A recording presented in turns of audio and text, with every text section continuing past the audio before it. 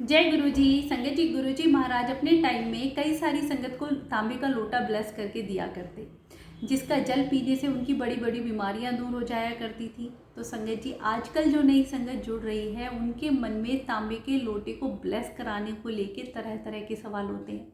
बड़े मंदिर से कुछ दिन पहले गुरुजी की पुरानी संगत जेतरा अंकल ने तांबे के लोटे को ब्लेस कराने को लेके कुछ रूल्स रेगुलेशन बताए, जिनका हमें पालन जरूर करना चाहिए। क्योंकि अंकल बताते हैं कि आजकल ये हो गया है कि मंदिर में एक ही संगत 6-6 7-7 लोटे अपने साथ लेके आ रही है अपनी फैमिली मेम्बर के लिए अलग अलग, जो कि बिल्कुल गलत है। संगत जी, सबसे पहले इस बात को समझें कि हमें लोटा क्यों ब्लेस कराते हैं। हमें लोटा किसी बीमार व्यक्ति के लिए, जिसका कहीं इलाज ना हो पा रहा हो, जानलेवा बीमारी हो, कोई बड़ी बीमारी है, दवाइयों से भी उसको कोई फ़र्क नहीं पड़ रहा हो, बहुत ही परेशान है, तो हम उसके नाम से तांबे का लोटा बड़े मंदिर में ब्लेस करवा सकते हैं। हो सके तो आप बीमार व्यक्ति को साथ लाएं। अगर वो नहीं आ सकता है तो कोई भी एक फैमिली का मेंबर तांबे का लोटा ब्लेस करवाने आ सकता है। आपको एक नया तांबे का साफ सुथरा लोटा लेना है, क्योंकि एक बार गुरुजी की एक पुरानी संगत गुरुजी के कहने से तांबे का लोटा ब्लेस करवाने के लिए लाई, तो उसमें एक डेंट लगा हुआ था। तो गुरुजी महाराज ने मना कर दिया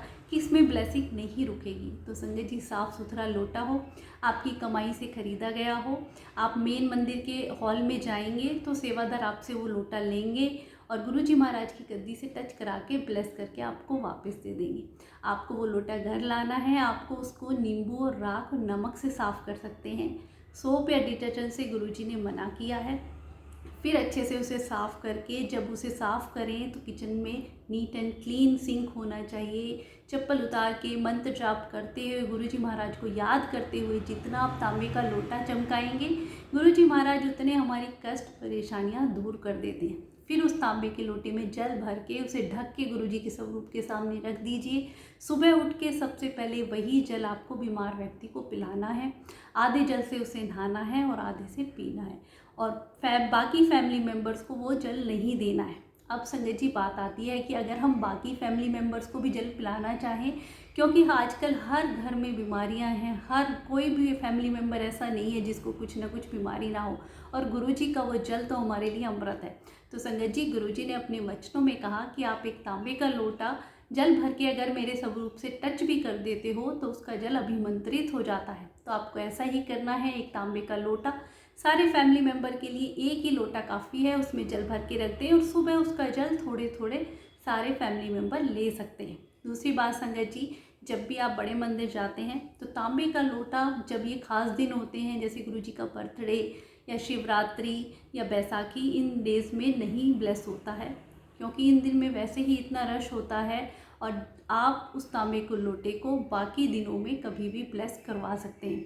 दूसरी बात संगत जी, जब भी आप तांबे का लोटा अंदर ब्लेस करवाने जाते हैं, सेवादार से वही ना पूछें कि इसके क्या रूल्स रेगुलेशन है क्या। आप बाहर आके किसी भी सेवादार से पूछ सकते हैं। अंदर पूछेंगे तो मंदिर का डिसिप्लिन डिस्टर्ब होता है।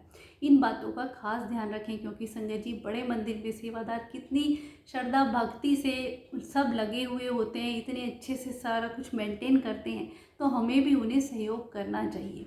और दूसरी बात संगत जी, तांबे का लोटा भी जब भी ब्लेस कराएं जब आपकी श्रद्धा भक्ति और कनेक्शन गुरुजी के साथ बन जाए, क्योंकि इन चीज़ों में भी गुरुजी की ब्लेसिंग हमें तभी मिलती है जब हम उनके साथ सच्चे दिल से जुड़ते हैं।